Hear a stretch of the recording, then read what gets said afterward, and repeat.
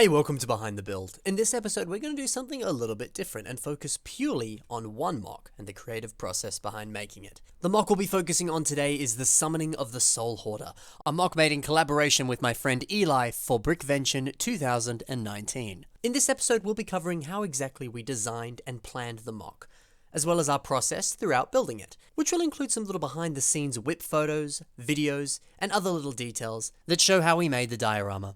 So let's get started. So every year at Brickvention Australia, Eli and myself build one half of a castle diorama. We do so on opposite ends of Australia. I live in Perth and he lives in New South Wales.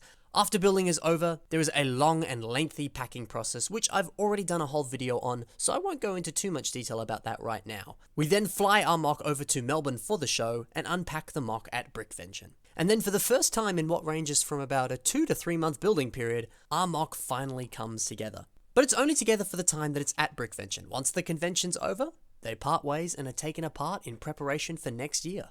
So how exactly do we do this? Collaborating across an entire continent. How do we get both sides to match up so nicely? Well, let's peek behind the curtain. I'll reveal our long-kept secrets right here, right now. The first most important secret is it's all in the link-up. Honestly, our main focus is on the area both of our sides match up with. If we can get the edges of both of our sides to flow perfectly and seamlessly into each other, well then everything on the mock will also flow into each other, more or less. So we'll establish the rough height in bricks that we want to get to, and then one of us will finish the edge of our diorama, and then the other person will simply match theirs to that side. Often we'll straight up reconstruct the edge of the other person's and then simply match it up with ours so that we know that it perfectly and seamlessly flows into the other. And then bam, both our sides seamlessly flow into one another.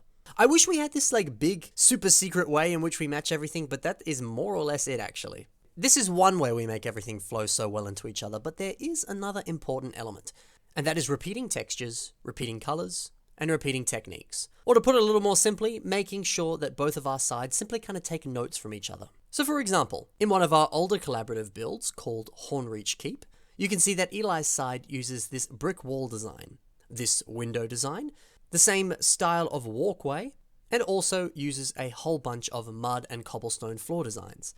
Well, then it's my job to make sure that my side has these exact same things as well. So I have the mud, I also have a little bit of cobblestone, and I also have the same kinds of brick textures, window textures, and of course the same repeated colors. This doesn't necessarily mean that I have to 100% copy aspects of his diorama. If we take a look at his towers and compare them to mine, my towers have very different stylistic elements to his. But elements like the windows and the brick textures are still there. And I think it's important to mix things up like this, but also repeat very subtle elements to kind of continue across that visual unity. Doing so gives the mock a little bit more charm and it kind of helps break up the monotony. So that's it. Visual unity across the mock and paying a lot of attention to the edges of both sides of the diorama. And of course, we are in constant communication, sending each other questions, ideas, updates, and images, so that we can be finding ways to create that visual unity, as well as ensuring that we are realizing the original vision that we had for the mock, and also just letting each other know how they'll need to link up to the other side. So that's what we do across all of our collaborative stuff. But let's go into a lot more intricate details about the techniques and designs used in our Summoning of the Soul Hoarder mock. So early on in the design process, we realized that we wanted to make a mock that involved a cool sewer system with lots of scum, villainy, and shady characters dwelling below. So we more or less started on the sewers. We had to start here because the rest of the diorama needed to be built on top of the sewers, but honestly we were both very excited with this part of the mock, so we were more than glad to start here. We knew that we wanted something a little bit like the Ragged Flagon in Skyrim, with its sewer-like setting. We stumbled across a mock by Travis Brickle, and we loved his curved wall design. Eli ended up designing his own curved wall technique, which took some notes from Travis's design, but he expanded upon it a little bit further. We ended up with this design, and the rest of the sewers sort of just built themselves. Oh, and of course, our sewer water river is made using some funky snot techniques. As I continue with my side of the mock, I often use placeholder bricks to help me figure out the rough sizes of each area. You can see some of them placed on the diorama in this video. I would lay out the rough dimensions of the area of the next part of the build to help me better visualize the overall composition of everything. It helps me to see early on if any problems may arise as I build. Another thing that's useful about these placeholder bricks is that when they are laid out, it helps me see if areas need to be a little bit larger or a little bit smaller to accommodate for the details that I plan on placing inside them. So I said before how important it was that we stay in constant communication. Well, in this build, it was extra important. When we started to design the edges of both of our dioramas, we realized that our sewers actually didn't totally match up in height. I'd ended up building my side a few plates lower than Eli's. Luckily, we realized this very early on in the process, and so we were able to accommodate for this issue. But man, it always pays to have a really keen eye and to double, if not triple check every single thing you make, and then compare it with how the other person's done it.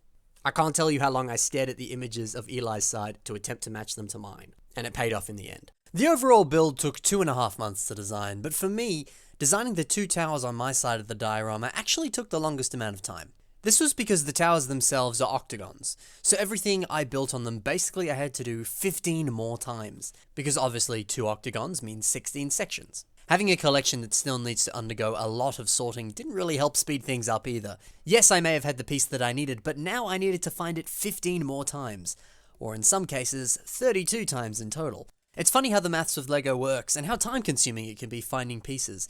But even though it took a little bit longer to design and make, I'm pretty pleased with how things turned out on these towers. When designing the Soul Hoarder, the big demon on the mock, there were various ways that I was able to maximize my part usages here. You may think building a large and menacing monster like this would take thousands of pieces. Well, it turns out that's not entirely true.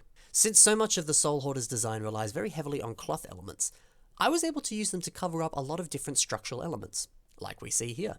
And that's the beautiful thing about using these cloth elements. You can do whatever you want, no matter how odd it looks underneath, because the cloth's just going to cover it all up. Now, normally I'd probably actually design really cool legs or whatever to put under that cloth, regardless of the fact that it's being covered up. But since this guy was being transported across Australia, I felt it was really important to focus a lot on structural integrity. So a lot of this build is actually built around a very sturdy Technic frame, using a bunch of these Technic brick pieces interlaced with various pins and connector pieces so that it all locks together and it is super, super sturdy. So it's things like this, having a strong focus on structural integrity and being in constant communication, double if not triple checking everything, that has so far allowed us to be pretty much 100% sure that we'll be okay on convention day. Sure, we still worry about our mock. It's terrifying packing it up and flying it interstate.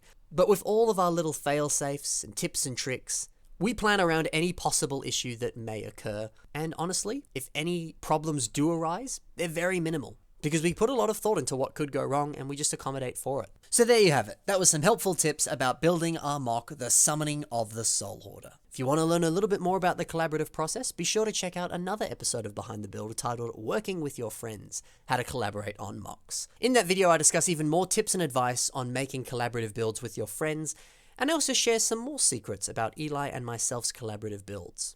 There'll be a link to that video in the description as well. Thanks for watching, guys. I hope you enjoyed this episode of Behind the Build.